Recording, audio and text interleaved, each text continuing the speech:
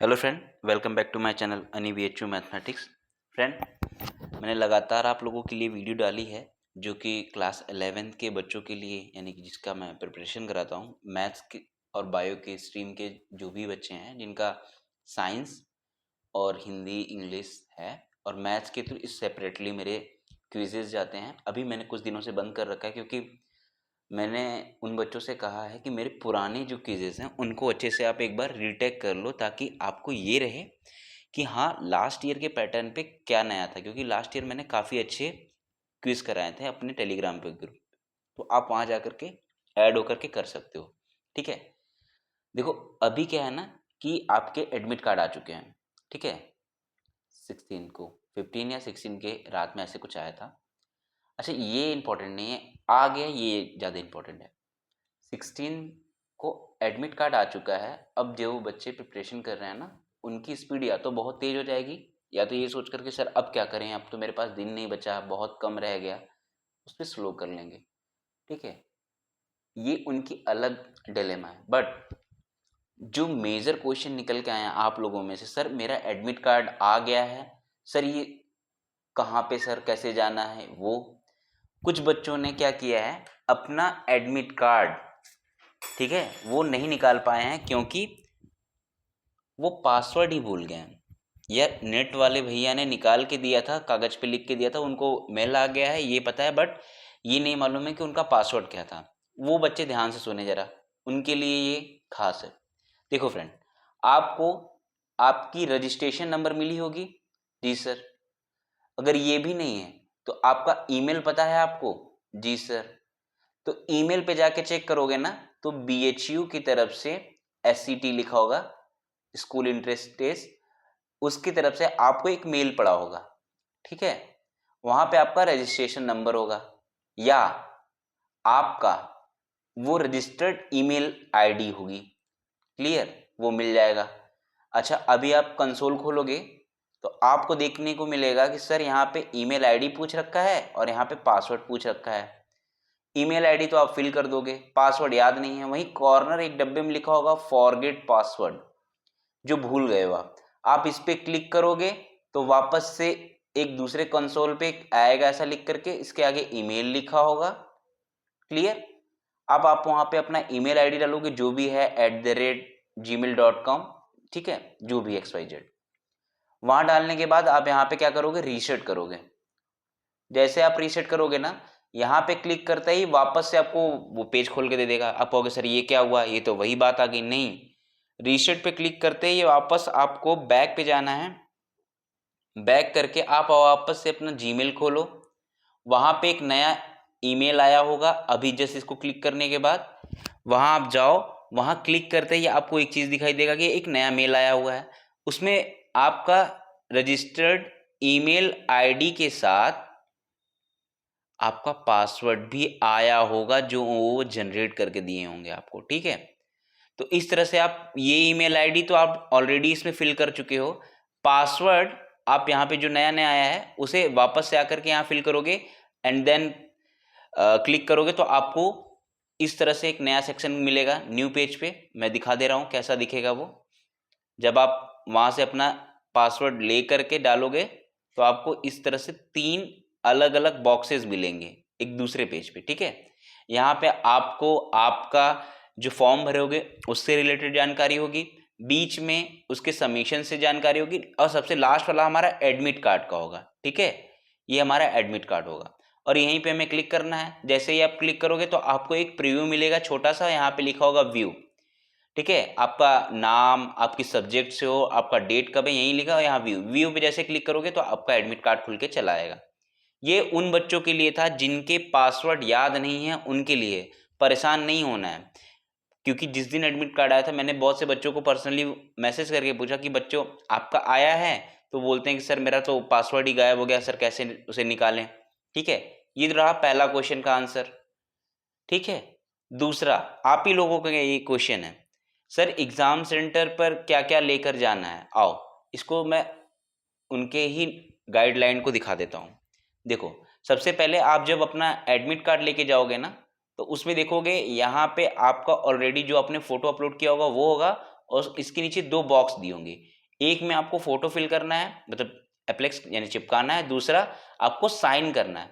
ऐसा नहीं कि साइन यहीं करके ले जाओगे, नहीं, ये आप ना इन्विजिलेटर के सामने जो आप पेपर दे रहे होगे ना, उनके सामने करना। और फोटो यहाँ पे सेम फोटो, कोशिश करना कि सेम फोटो हो, वही फोटो यहाँ पे चिपकाना। आप ये पहले ही चिपका के रख लेना। जैसे आज निकलवा ली तो आज ही नहीं, जिस दिन एग्जाम होगा उसके एक रात पहले या 2 दिन पहले अच्छे से चिपका करके किसी कॉपी में करके रख देना, ठीक है। अच्छा, ये तो हो गया आपका फोटो की बात, क्योंकि ये आपका सेम सारे जितने भी स्ट्रीम से हो, चाहे आप साइंस ले रखे हो या मतलब मैथ्स से हो, कॉमर्स से हो, आर्ट से हो, किसी से भी हो, ये आपको सबके लिए यही करना है, ठीक। अब देखो लेके क्या क्या जाना है।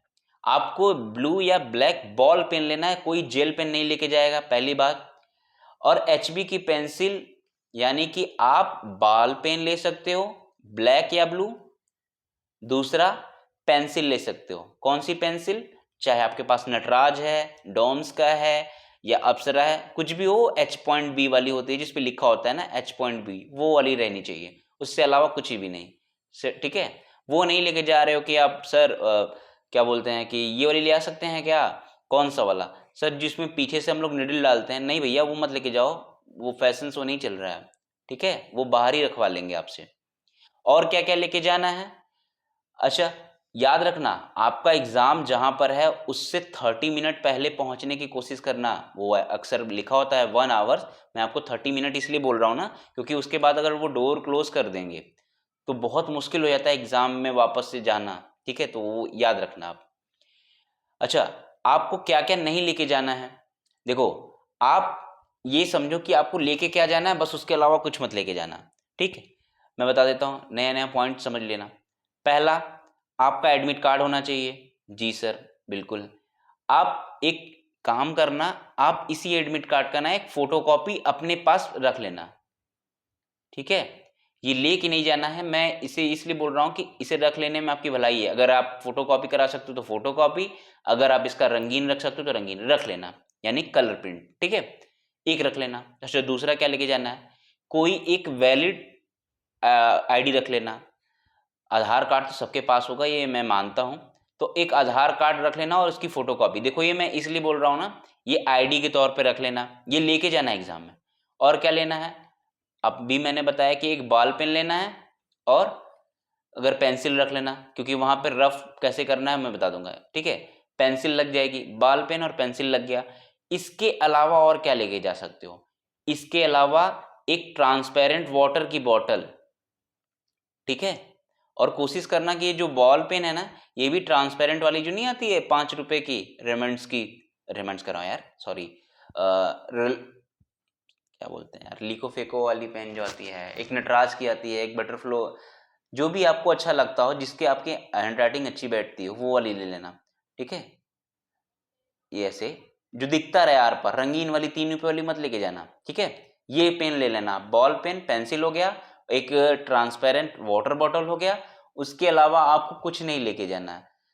कोई स्मार्ट नहीं बनेगा, कोई स्मार्ट वॉच, एनालॉग कुछ नहीं लेके जाओगे। हाँ, एक बार के लिए एनालॉग के लिए वो शायद आपको बोल दें, अलाउ कर दें, लेकिन आप उसे भी ना लेके जाओ, क्योंकि वहां पे एग्जाम हॉल में ना आपको वो टीचर बताते रहेंगे, घंटी लगती रहेगी और कमरे में आपको घड़ी लगा रहेगा, ठीक है। अब आते हैं वापस से इसको पढ़ने। मैंने बता दिया, देखो, बुक, नोटबुक, ये सब तो नहीं लेके जाना है, ठीक है। और सेलफोन, टैगर, कैलकुलेटर और एनी, मतलब कुछ भी नहीं अलाउ करना है। कोई भी इलेक्ट्रिक डिवाइस वो नहीं अलाउ करेंगे, कुछ भी नहीं। अगर आपके साथ गलती से ये सब कभी जाते हैं तो आप उनको वहां पे जाओगे ना सेंटर पे, तो बैग वैग जमा करने के लिए होते हैं, वहां जमा करा दोगे। लेकिन अगर गलती से आप लेके गए हो और आप चीटिंग करते हुए पकड़े गए, तो यहाँ देखो एक बड़ी क्लियरली लाइन लिखी हुई है, अनफेयर मीन्स। अनफेयर मीन्स में इंक्लूड करा देंगे ना, तो आपको वो पूरा साल ले सकते हैं। मतलब वो आपको सेंट्रल यूनिवर्सिटी में उस साल या उसके 2 साल तक आपको कहीं भी परीक्षा देने के लिए अलाउ नहीं करेंगे। क्लियर है? अच्छा, कैंडिडेट कैन टेक, अब ये भी देखो, एग्जाम खत्म होने के बाद जिस ओएमआर सीट पे आप रंग रहे होगे, यानी उसको फिल कर रहे होगे, उसी के पीछे ना एक दूसरा पेज भी होगा, उसी का कार्बन कॉपी। उसको निकालने का तरीका बड़ा अलग है। उसको आप आगे से यहीं से फोल्ड कर दोगे। हल्का सा dot dot dot dot line लगा होता है, उसी से फोल्ड करोगे एंड थोड़ा सा उसको प्रेस करने के बाद ना पीछे से वो पेज धीरे धीरे धीरे धीरे फाड़ के अलग कर लोगे आप। उसके पहले मत अलग करना, क्योंकि वो कार्बन कॉपी होती है, ठीक है।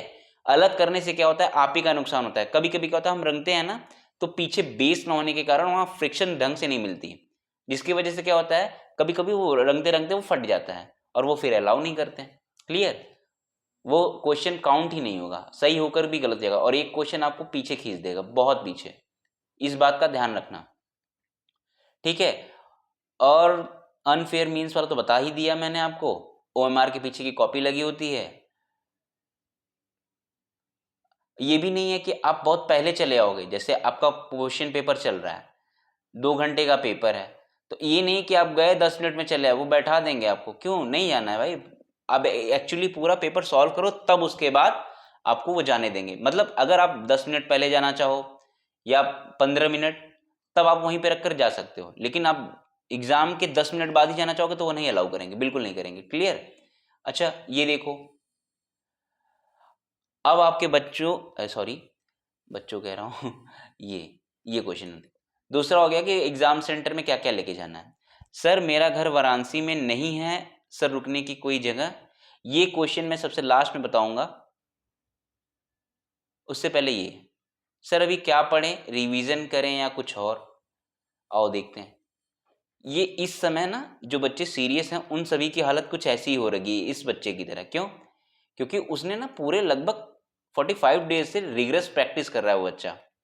कहीं भी यूआईटी से सोर्स मिल गया वहां से पढ़ रहा है, टेलीग्राम चैनल पे जुड़ गया वहां से पढ़ रहा है। अब जैसे ही वो रिजल्ट आ जाते, एडमिट कार्ड आ जाते हैं ना, तो वो गिनने लगता है कि यार 15 दिन बचे हैं, कैसे पढ़े।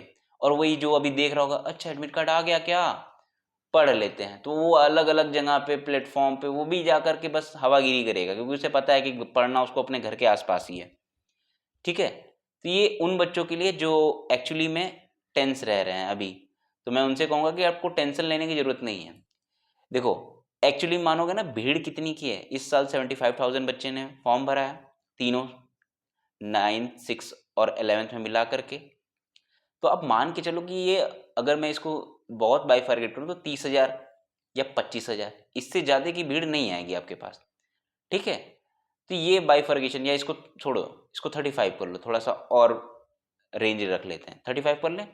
अब इसमें ना आपको मैथ्स, बायो, आर्ट और कॉमर्स चारों सेक्शन है। तो अगर मैं इसको बाइफर्गेट करूँ ना, तो सबसे ज़्यादा मैथ्स पे ही गिरते हैं, तो मान लेते हैं 10 से 15,000 होंगे, बाकी ये सब बटे हुए अपने में, ठीक है। तो ये जो 10 से 15,000 बच्चों की जो संख्या है ना, इसमें से एक्चुअली में पढ़ने वाले बच्चों की जो लाइन मतलब बहुत कम होती है। इवन वो समझ लो कि वो भीड़ 100 से 150 की ही होती है। और सीट कितनी है अपने पास? सीट 100 के अप्रॉक्स है, स्टार लगा रहता है, मतलब घटेगा तो नहीं, बढ़ेगा ही। बढ़ने का मतलब वो पेड सीट पे ले जाते हैं फिर, ये है। तो इसमें ना टेंशन लेने की कोई बात नहीं है। क्यों? अब मैं बताता हूँ कि होता क्या है। देखो जो मैंने अभी आपको डेटा दिया है ना, ये मतलब बिल्कुल अप्रॉक्स नहीं है, एस्टिमेटेड है, कि ऐसा एग्जैक्ट नहीं है, आसपास के होंगे इसके। देखो अभी आपने अपना 10th खत्म किया है, 10th की आपके पास एनसीईआरटी है, मैं बार बार इसी को रेफरेंस दे रहा हूँ। दूसरा एग्जाम्पलर पढ़ा होगा, ठीक है। ये दोनों अगर आप कर लियो तो आप ऑलरेडी 80% कवर कर चुके हो। अब मैं बताता हूँ उसके बाद, अगर बहुत से लोग कह रहे हैं सर अरिहंत, उसके बारे में भी कुछ बता दी। देखो अरिहंत खराब बुक नहीं होती है, मैं बार बार कहता हूँ, लेकिन अगर आपने ये दोनों पढ़ रखा है तो आपको इसकी नीड नहीं है। लेकिन अगर आप अभी अभी जागे हो तो देख लो भैया, इसको भी देख लो, खराब नहीं है।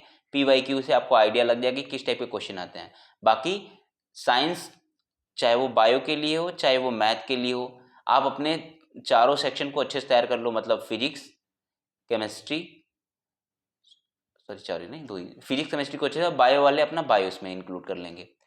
मैथ्स के मैंने बता दिए हैं कि एनसीईआरटी और एग्जाम्पलर, इन्हीं को ट्राई करो और इससे बाहर कुछ नहीं आने वाला। तो ये आपको बहुत ऊपर है। अब इंग्लिश और हिंदी के लिए मैंने बोला भी था कि मैंने भेजा है, आप अपने मेरे टेलीग्राम में जाकर के चेक कर सको अपने आप से। इंग्लिश, हिंदी और करंट अफेयर का मैंने आपको बता दिया कि किस तरह से पूछ सकता है, प्रेजेंट में जो चल रहा है, लास्ट 3 महीने में जो हुआ है। बजट से क्वेश्चन पूछ सकता है कि इस बार का बजट एस्टिमेट कितना है। हिंदी में मैंने आपको बता दिया कि आप अपने ग्रामर को अच्छे से तैयार कर लो, रस छंद अलंकार। इंग्लिश में मैंने बताया कि ईरर के क्वेश्चन होंगे, अगर आरसी आ गए तो बहुत अच्छा, रीडिंग कॉम्प्रहेंशन, ठीक है। ये सब आपको आता है, इसमें कुछ नया नहीं करना है। देखो फ्रेंड, 75 क्वेश्चन आप अपने कोर सब्जेक्ट से लेते हो, बाकी के 25 में आपको जीतना है। अगर 75 में आप 70 सही करते हो ना, इधर आपके देखो तुक्के में भी 10 सही हो गए ना, आप ऑलरेडी निकल चुके हो, मतलब आपके हो चुके हैं वहाँ पे, कोई दिक्कत नहीं है। 80 इंटू 4 यानी 320 आप आराम से निकलोगे। ये उन बच्चों के लिए जिन्होंने मेहनत करी है। जिन्होंने नहीं करी है उनके लिए क्या है, PYQ लगाएं अभी वो, उसके साथ अरिहंत की बुक देख लें, या एग्जाम्पलर मिलता है तो रात दिन लगा लें अच्छे से करके उसको। PYQ, अरिहंत और एग्जाम्पलर, ये उन बच्चों के लिए जिन्होंने नहीं किया, और ये उनके लिए जिन्होंने कर ली है अच्छे से तैयारी और अभी भी वो संशय में चल रहे हैं। अब जो मेरे सबसे ये जो तीसरा क्वेश्चन है ना, इसका आंसर देख लो आप लोग। देखो फ्रेंड, आप लोग पहली बार ट्रेवल कर रहे हो या इसके पहले कर चुके हो मुझे नहीं पता, लेकिन ये मान के चलो कि आप सभी के सेंटर वाराणसी में ही आएंगे। जी सर। तो देखो यहाँ पे ना इस तरह से समझ सकते हो कि वाराणसी में जितने भी लोगों के सेंटर हैं, मैं एक तो सबसे पहले मैं BHU को प्रेफर कर रहा हूँ, क्योंकि BHU में ना मैक्सिमम बच्चों के सेंटर गए हैं, क्योंकि मेरे टेलीग्राम में जितने भी बच्चों से मैंने पूछा है वो ज़्यादातर BHU या BHU के आसपास के ही रेंज को बता रहे हैं। तो BHU हो गया, BHU के बाद उससे बगल में सुंदरपुर हो गया, ठीक है। इधर आप इधर आओगे तो कामाख्या में, ठीक है, ये आपका जहाँ पे CHS की रियल बिल्डिंग है ना ओरिजिनल वाली, उसके पास का एरिया है। BHU, सुंदरपुर और कामाख्या, साथ ही साथ बहुत से बच्चों का ये चेतगंज की रास्ते गया। याद रखो, आप वाराणसी स्टेशन पे आओ, अगर रात में आ रहे हो तो यहाँ स्टेशन इतना बड़ा है कि आप स्टे कर सकते हो, ठीक है, रुक सकते हो। अगर गर्ल्स हैं उनके पेरेंट्स साथ में हैं तो उनके लिए कोई दिक्कत नहीं है, आप स्टेशन से बाहर निकलोगे तो आपको डोरमेट्री भी मिल जाएगा, होटल्स भी मिल जाएंगे, क्लियर। तो आप कहीं भी रुक सकते हो, स्टे कर सकते हो, ठीक। बॉयज़ के लिए क्या है, बॉयज़ ना आप स्टेशन पे भी रुक सकते हो, डोरमेट्री आप लोगों के लिए। गर्ल्स के लिए शायद डोरमेट्री थोड़ा सा दिक्कत करे क्योंकि वो ना मिले, बट होटल मिल जाएंगे। एक दिन की बात है, 6-7 घंटे सोना है। अगर आप स्टेशन पे भी पेरेंट के साथ, पेरेंट्स आएंगे तो दिक्कत नहीं, स्टेशन पे आप रुक सकते हो। ये मैं इसलिए बोल रहा हूँ ना कि देखो यार, आप आओगे रात में, अगर ट्रेन है तो 6 घंटे के लिए होटल लेके जाना, फिर वो एक्सपेंस बढ़ जाएगा। अगर आप वहीं पे अच्छे से गुजार सकते हो तो कोई दिक्कत नहीं, और यहाँ चोरी और इस तरह की कोई दिक्कत नहीं है, ठीक है। बहुत इस सब चीज़ों में अपना शहर बहुत सही है। अब जाना कैसे है, वाराणसी से, यानी वाराणसी स्टेशन से मैं बात करूं, BHU के लिए क्या होता है ना, आप जैसे ही स्टेशन के बाहर आओगे ढेर सारी ऑटो लगी होंगी, वो आपको खुद ही चिल्ला चिल्ला के बता रहे होंगे BHU BHU। आप सीधे चले जाओ। जितने लोगों का रविंद्रपुरी कह रहे हैं यार, रविंद्रपुरी पड़ा हुआ है, गोपी राधा बल्लभ इंटर कॉलेज, या फिर रास्ते में जितने भी, जिन्होंने मुझसे पूछा है टेलीग्राम पे, आपको कुछ नहीं करना है, उनसे बोलो कि हाँ भैया मुझे BHU चलना है, आप मुझे रविंद्रपुरी से लेके चलना। वहाँ रविंद्रपुरी वाले रास्ते से लेके जाएगा, और रास्ते में आप बोलना कि गोपी बल्लभ इंटर कॉलेज है, वो वहीं रास्ते में छोड़ देगा, बहुत ज़्यादा दूर नहीं है। मतलब हार्डली अगर आप कैंट से जा रहे हो ना तो 20 से 25 मिनट में आपको BHU छोड़ देगा, और ये उससे बहुत पहले पड़ता है रविंद्रपुरी, ठीक है। अब जिनको सुंदरपुर जाना है वो BHU मेन गेट पे पहुंच गए, वहां से थोड़ा सा आगे बढ़ोगे, मेन गेट से ही आगे बढ़ोगे तो देखोगे ऑटो लगी हुई है, वहां पूछो भैया सुंदरपुर जाना है, सुंदरपुर जाना है। ये उनका है, जिन जो उन बच्चों का जो मुझे टेलीग्राम पे मैसेज करके पूछे थे, तो वहाँ से आपको ऑटो मिल जाएगी, ठीक है। बहुत ज़्यादा भाड़ा नहीं है इसका, 20-25 रुपये ऐसे वो लेंगे, चार्ज करेंगे।